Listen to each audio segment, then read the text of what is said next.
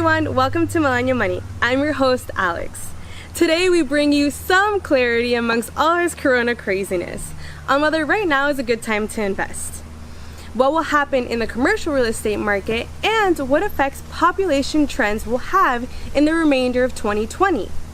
We've brought to you none other than Robert Kiyosaki's real estate advisor, Ken McElroy, to give us some perspective on this very important topic today. I hope you enjoy. So, Kenny, let's just jump right into it because people are very curious as to what's going on. And pre-coronavirus, the real estate was booming because of things like interest rates, favorable taxes in certain states, and the economy was doing well. How has this changed since the coronavirus shut down the economy? Well, everything's changed. You know, it's this is very different, but it's not unlike any kind of a setback to real estate. So it's definitely a setback to real estate.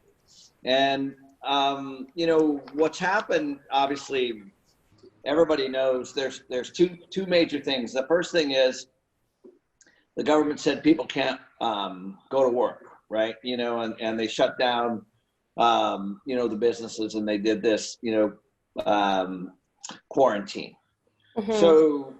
So that's created all these ripple effects, and if you're an employee, the ripple effect is that you're now you're getting either stimulus money from the business through PPP, or you're getting stimulus money from unemployment, or the stimulus check or whatever it might be, and so there's that. And then if you're a business, you have not had a lot of revenue come in because of the same issues. So, so depending on, where you are is going to kind of depend on your direction. And so what's happening, what I'm seeing is I'm actually most concerned, Alex, about the fourth quarter, because right now, in my opinion, everything's still propped up.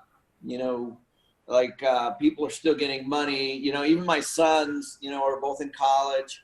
They're, they got unemployment money. Their, friends are getting unemployment money. I've heard crazy numbers. They're $5,000, $6,000, $7,000, $8,000, and, these are 20-year-old, 21-year-old kids.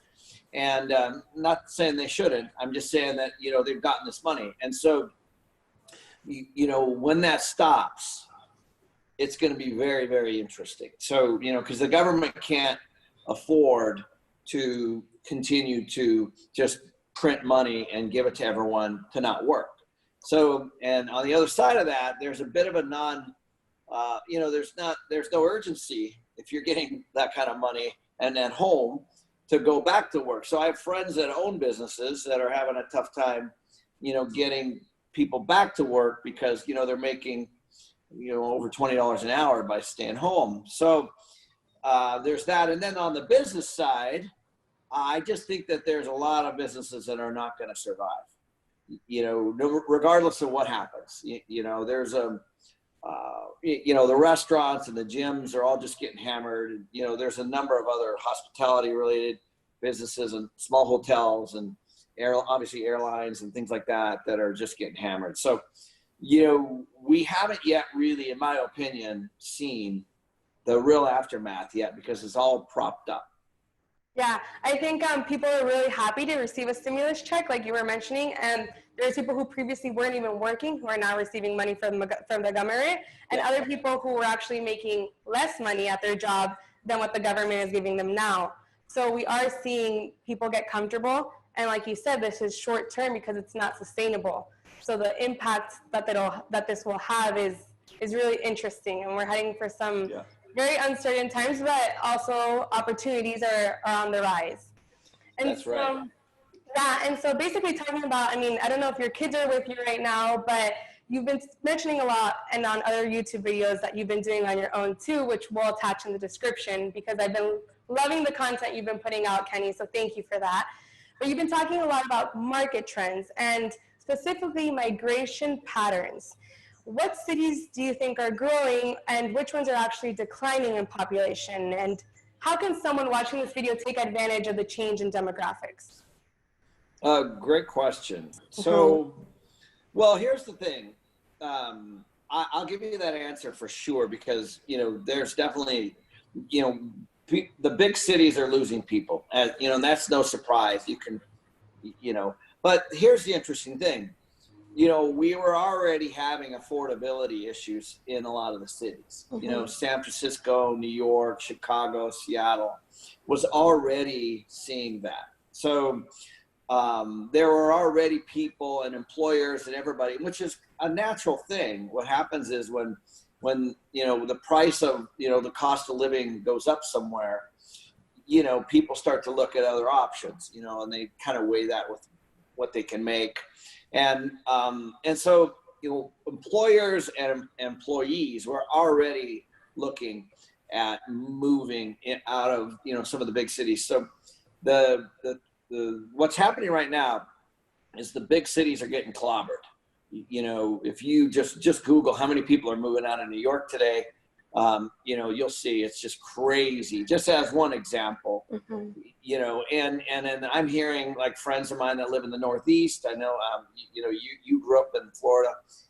Florida is experiencing this, this boom right now of people moving out of the Northeast, and it's happening also. I'm currently up in the Northwest, just outside of Seattle in Idaho, and same kind of thing. People are moving from Seattle into and looking at Montana and Idaho, and people are just trying to get out of these cities right now. Now that might be permanent, it might be temporary, it might be a purchase, it might be rent, and it's all kinds of things happening. So so that's definitely happening right now.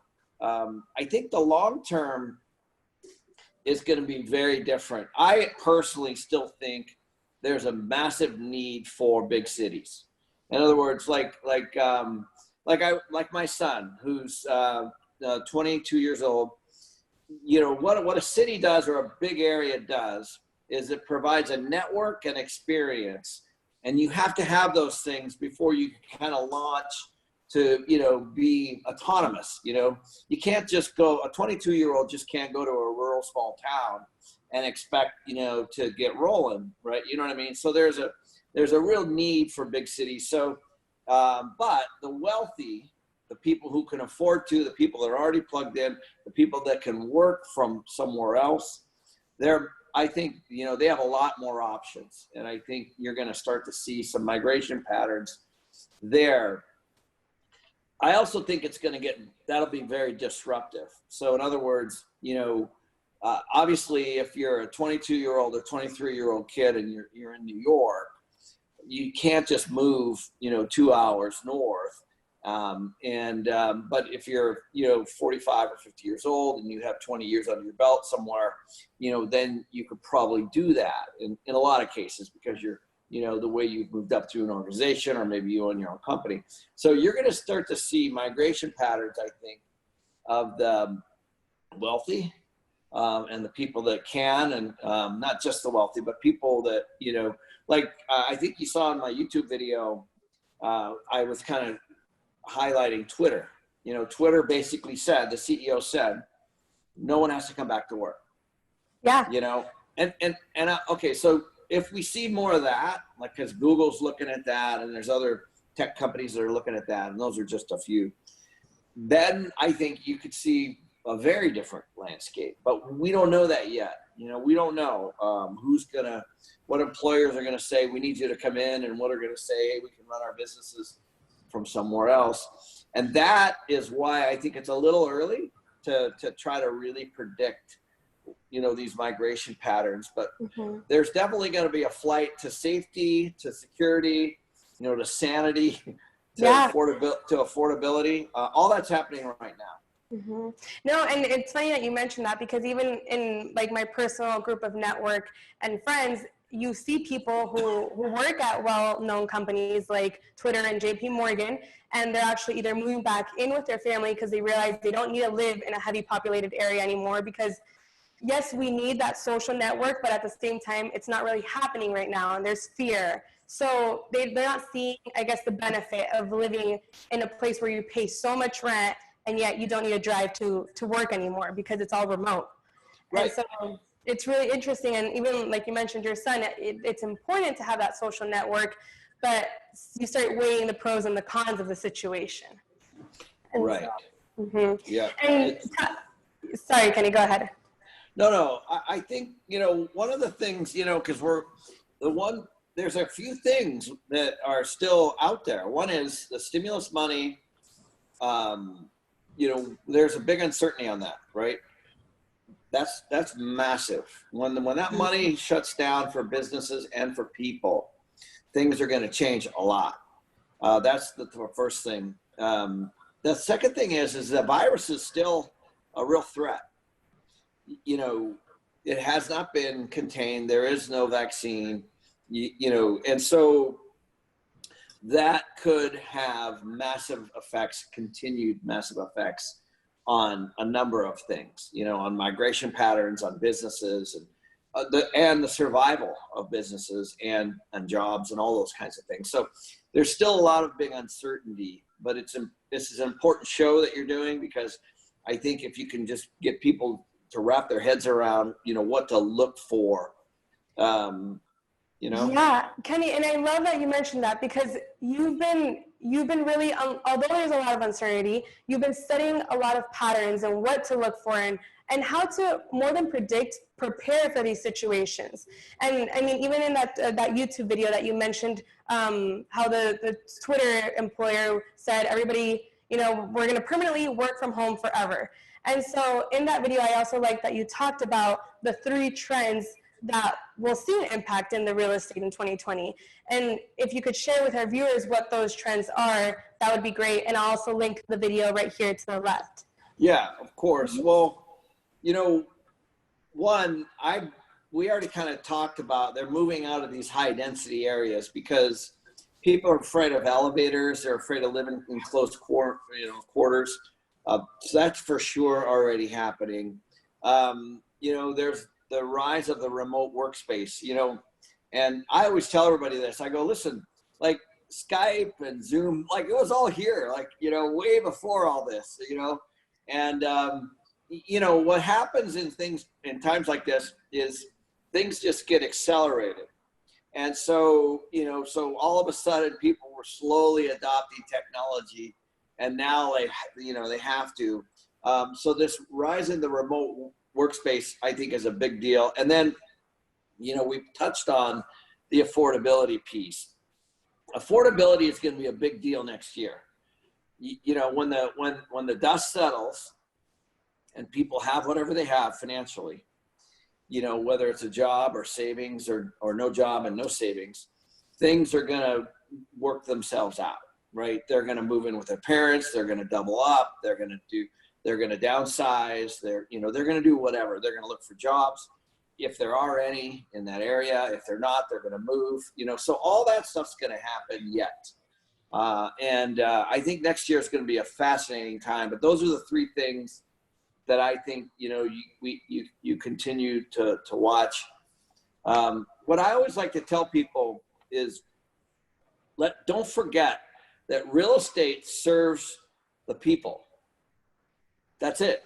Mm-hmm. And it exists only for the people.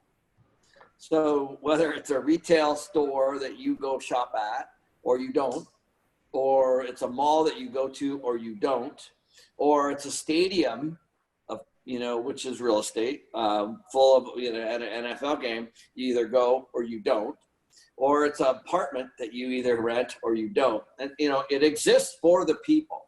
And so in areas that are of high demand, like lots of jobs, then it puts stress on those things. If there's low demand, then it doesn't put stress on those things. And that's how prices go up and down. And so it's going to be interesting to see, exactly where that stress, starts to show up. Yeah, definitely. It's going to be, like you said, once the dust settles, it's going to be an interesting time to watch these behaviors and see exactly what happens in the market. And, with so much craziness going on, it's estimated that as many as 30% of Americans with home loans, about 15 million people, are at risk of mortgage foreclosure in the US. And if it remains closed, do you see this as another indicator that we'll live through another recession like we did, or another real estate crash like we did in 2008? And if so, I mean, why? Yeah, so great question. So the 2008 crash was very different, and I'll tell you why. What was happening then was a lot of people were buying second places, third places, fourth places as investments, and they were, trying to rent them out. And we never really, so we're not in that kind of a bubble, and so what popped mostly during that time were those kinds of things. Now, in this particular scenario, it's very different. This has a lot to do with people's individual incomes being gone, people's businesses being gone, and so there's definitely going to be a ripple effect on that. You're already seeing mortgage delinquencies are up. You're not seeing the foreclosures quite yet, again, because a lot of it's kind of propped up. And so I think next year is going to be very, very different. I think you're going to see a lot of foreclosures. It has to be, it's just it's a trickle up effect. If an employee doesn't have a job and they're not getting stimulus money, they're going to probably blow through their savings to keep whatever they have, and try to get another job. And, there's going to be all these scenarios. There's going to be some that are just going to walk away. There's going to be some that are going to move and just walk away. And, there's going to be all these scenarios, but most of the time people try to hold on to what they have. If there's kind of the brightness of the future piece, which is, okay, is this where I want to be? Is my job going to come back? Do I really want to be in, let's say, New York City or Seattle now, long term? So all those scenarios are going to play out, and it's going to definitely affect the mortgage. Yeah, and one thing, just kind of like a side tangent of what you were talking about, what I really like, I know this is a crisis and it's everything going on is horrible, but I think it's been a huge opportunity for people to actually analyze those questions like you were mentioning, like, do I actually want to live here? What's going to go happen to my job? How can I protect myself from this in the future? So I really think people are starting to ask themselves personal and questions that they were pushing off, and they're coming to these realizations of their current situation and really waking up to the reality of, I need to make sure my future is in my hands. And I love that, because I think a lot of people are waking up right now. They are. And, that's what corrections do. That it happened in 2008. I've watched it multiple times when people have, the normalcy is gone. They don't have the, say, the paycheck, or maybe the company wasn't as strong, and there's also all kinds of success stories too, which nobody really talks a lot about, but there's a lot of companies that are doing well, during this period. And, and it's just interesting to me. But I think that if you're, part of the millennial money message is understanding it, understanding, how to control your financial future. And to me, what a great time to have this lesson when you're young. Because I know people that are in their 50s and their 60s that don't have hardly any savings, and they're going through this, and they're in trouble. And so if it doesn't make it any better, it's just you have more time to correct. You know what I mean? Yeah, we have the luxury of being able to reinvent ourselves at this age. And I think that's gold. And like you said, Millennial Money, shows like yours on YouTube and your resources and tools, it really does provide the opportunity for those to reinvent themselves and truly learn how to thrive in a market like this. And so, Kenny, this is a personal curiosity too, and a lot of questions, we've gotten a lot of questions on this. what are you and your team seeing as investments with the largest opportunities? So either multifamilies or commercial investing or family homes, single family homes. Yeah. Which one are you interested in? Good question. So oddly enough, even with all of this, what happens in any kind of correction, it happened in 2008 and certainly going to happen now. And you kind of touched on it with the foreclosures. What happens when people lose houses is they go to rentals. Mm-hmm. And so what will happen is we will definitely have a demand on the rental market. And it has to happen. As people get forced, they can't pay their mortgage or whatever, they look for the next layer of safety, which is usually a rental or moving in with somebody, or, there's a number of scenarios. But that's what rentals do for people. It's a bridge to get a home, and it's a bridge, if they lose it. And so, it's going to be horrible to watch, but it happened in 08. One of the things to watch is the home ownership rate. So interestingly enough, one of the presidents pushed the home ownership rate up to almost 68 or 69%, which basically was at an all-time high. And I believe that was Bush. So Bush said, hey, everyone in the United States should own a home. And so that got pushed up. And at that time, if you think about it, it affected rentals because people were buying homes. And then slowly it, went back down. And then, now it started to rise back up. And so if you watch the home ownership rate, right now, I think it's around 63%. It could get pushed down to 62 or 61. And, even though that might just be 1%, that's over 1 million people. And so, what it does is it kind of moves people in and out of home ownership and rentals based on the policies that are going on, and interest rates is certainly one of those. Yeah. But the thing about what the banks didn't do this time around is they weren't just lending to anybody.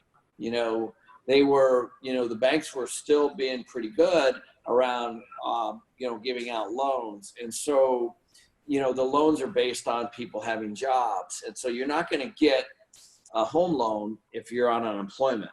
You're not going to get a home loan just because you have a savings account and no job. And so, so you're going to see all kinds of stuff happen around that. And hopefully there's some programs that keep people in their homes, because the truth is there's a place for both. I believe home ownership is a good thing. I believe that people can build wealth through home ownership, and most of people's wealth is in what they own in their home. There's also a place for rentals, and which happens to be kind of where I hang out. And so I still am very bullish on the rental market long term. Mm-hmm. And talking about renters and just like the demand of it overall, what would you suggest for someone who's an investor and has properties and their renters aren't paying their rent?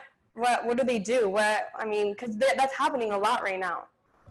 Yeah, well, so we have 8,000 tenants, and we deal with that. So this is right in my wheelhouse. The reality is that every state has a little bit different scenario around this. There's still, an eviction moratorium, and that Trump put into place, that's about ready to expire. And here's been my experience so far, Alex. Our company's done very well. And the reason that we've done well is because we, one, put the right tenants in our places. Now, this is a bad time for people to realize that mistake, but it's the truth. So we have had a very high retention and collection rate for April, May, and June so far, based on everything that's going on. But again, going back to our original discussion, it's being propped up with all this stimulus money. So we don't know really, right? But we've done okay. The ones that haven't done okay are the ones that have done a poor job communicating to their residents. You know, so we have kind of three buckets. We have bucket one, which is the people that paid. Bucket two are the people that don't want to move out and they're in financial trouble. And then we put what's called a PTP program, which is a promise to pay program around them. And then bucket three are what we call ghosts. They ghosted us, you know, and that's a very small percentage of people. And so you gotta, you know, what we don't want to boot people out. You know, people are going through hardships. We do not want to do that. We went through this in 2008. The best thing you can do is sit down with your tenant and work it out with them and say, give me, you know, what can you do? I have a mortgage too. I'm trying to make a mortgage, you know, and not take the legal route, you know, and so number one is if you put the right person in there, like let's say you were in that scenario. You know, if your landlord came to you and you sat down and had just a you know, candid conversation, you would probably work something out that worked for you and worked for them. That's the key to this whole thing. And the ones that have taken this hardline position and said, you know what, this is what, you know, this is what you said you do in your lease, then you're going to have more troubles. And so for us, it's been, you know, honestly, you know, we're dealing with this every single month, every single day with thousands of tenants, and it works, you know, and we've survived this very, very well by just communicating and having some empathy with people. And just a funny story too on the side. Now you're mentioning about just sitting down with your tenant. In my family's properties, right, we follow a lot of your tools and guidelines that you have on your website. And we had two tenants that weren't paying in one of the multifamilies, and we actually implemented that strategy that you just talked about. Because we were ready. I mean, it was frustration. It had been going on way before coronavirus, and so we were ready to just, you know, like, this is getting out of control. And we sat down with the tenant, negotiated, and saw what could work for both sides. Yeah. And it actually ended up working. So thank you for those tools too, because I think sometimes when emotions go high, you don't lead yourself to education. And I think that's truly important right now, because like you said, it just took a certain tool, negotiation, in order to kind of meet in the middle with your tenant, which is awesome. Listen, you can always fight. It never works. You know, it just doesn't work. I mean, when you got two people, you know, and they're, you know, it just doesn't work. You're better off sitting down and figuring it out. And that's what we've tried to do with, you know, thousands of people, and it's worked. Yeah. And here's a particular example I want you to shed some light on and knowledge. Let's say there's a multifamily, someone who has a multifamily property, right? And they have a 4% cap rate with a mortgage interest with 5%. Would you sell the property to buy cheaper at a later date, or would you keep the property right now? So there would be a number of factors. The first one would be, what's the demand in the area? And, you know, if it was something that I felt would be very high demand over a long period of time, I might keep that, you know. And also the equity in the property is something else that I would be looking at. So if I had really thin equity, for example, let's say the market corrected and I didn't have, you know, my down payment even, or maybe I just had my down payment, I might sell that, you know, and move out of that market because, you know, because I'm a long-term guy, so I'm not a flipper. Yeah. I don't try to time the market. You know, I think, you know, if my rent is going to be strong and my occupancy is going to be strong over the long haul, then, you know, that's, you know, what I would do. But in a market that has, you know, that I think is going to be severely impacted over the long haul, then I probably would exit from that market and move into a market that, you know, might be emerging. Yeah. Awesome. Thank you, Kenny. And then lastly, this question has actually been trending a lot on social media, and a lot of people have been talking about it because there's a lot of talk about, you know, how commercial real estate containing malls and retail stores will be closing. And people are wondering, what will they be converted to? Or maybe could they be repurposed into senior living? But someone with your expertise, I kind of would like to know what you're thinking and where you think these properties are headed to. Well, it's important to know that this is not a new information. So, if you look at the rise of Amazon and you look at, all these businesses that have gone online, whether it's Home Depot or Target or Macy's or whatever it is, they were already doing that. They already were going from what we call brick and mortar to online.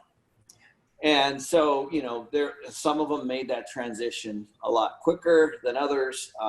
And the fact is there definitely are businesses that have already filed, and that is for sure. And so what we've already seen is kind of the death of the malls. That was already that was already happening. And those are being repurposed right now on a number of levels. So in some cases, we've seen massive redevelopment. So they take the whole area and they rip the whole thing down, and they do, redevelopment of some kind, depending on what the city needs. And, so you're going to see that. We've also seen some big corporate companies take them over as headquarters, which is interesting. But that could change now too with this remote workforce. So, at the end of the day, real estate is pretty dumb. It's a massive, great corner. Usually malls are in great locations. And if the stores aren't in there, they're not paying the landlord, and the landlord's not paying the mortgage, and, somebody's going to get that mall back. And it's going to die a slow death. And the big department stores this was already happening. That's why, Macy's, JCPenney's, Kmart's gone, all these businesses, it was already happening. So, people are just starting to read about it more. But in my world, it was already well, down the line. And so it's just going to continue. And what will happen is those corners will be, repurposed, and they'll be very different, all over the map. And I think it's, it's going to be fascinating. The one darling in retail is going to be the strip centers that are anchored by really good grocery. So, think of your grocery store, because that's something that people are still going to do. They're still going to go to the store and get their food.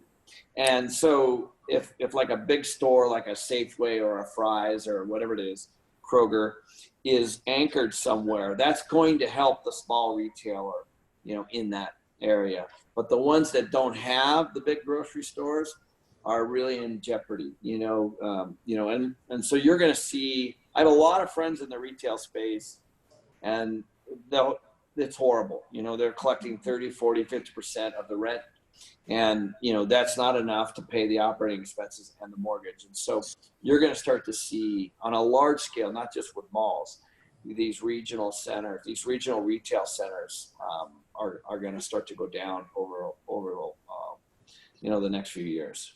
Yeah. And I think you made a great emphasis on the fact that these things were already happening before, but because of coronavirus, they may have accelerated, but coronavirus isn't to blame for all this. There was a lot of, but a lot of people that were talking, a lot of experts were talking about these things heading our way before all this. They just started meeting the headlines right now. Right. Like think about it, like people's shopping habits, there's a reason why Amazon's hiring 100,000 people at a time, it's online shopping is here. It's been here for a long time. People just have to look at their own behaviors. When's the last time you go here for anything? I'm up in Idaho right now, and I'm playing golf a lot and on the lake a lot. Everything I needed, I just went online and ordered, and it comes straight to my house. Back in the old days, I would have to go to the marina and buy stuff for my boat, and go to the golf, store and, or a sporting goods store and buy stuff for that. That's all gone. People just don't do that anymore. It just, you can do it, literally, in a moment, You can order stuff and it ends up. And so, you know, like, and so that was already here. And so the coronavirus is just, what it did is it just put that final knife in a lot of those businesses, unfortunately, that, you know, were on life support already. It ripped the Band-Aid off, because I mean, like you said, it's yes, you can educate yourself online and there's so many resources, but even if you evaluate what goes on in your day-to-day life and like your friends and family, you could really already predict these certain behaviors that were already happening to begin with. So, it was already there. It was already there. I mean, it was already there. Yeah. So all these stores and all these stories are not new. You know, if you go back, you'll see them in 08 or 2018, 2019. They were, you know, Kmart went out of business years ago. JCPenney was already on life support. Sears was already on life support. Macy's was, you know, like, right? And you know, if you really think about it, if you step back from it, they took away business, you know, back in the 40s and 50s from the small mom and pops. And so that's all kind of going back the other way now. You know, so it just ebbs and flows. Yeah, it's funny how I guess the marketing behind of making this seem how it's just, we're experiencing this for the first time.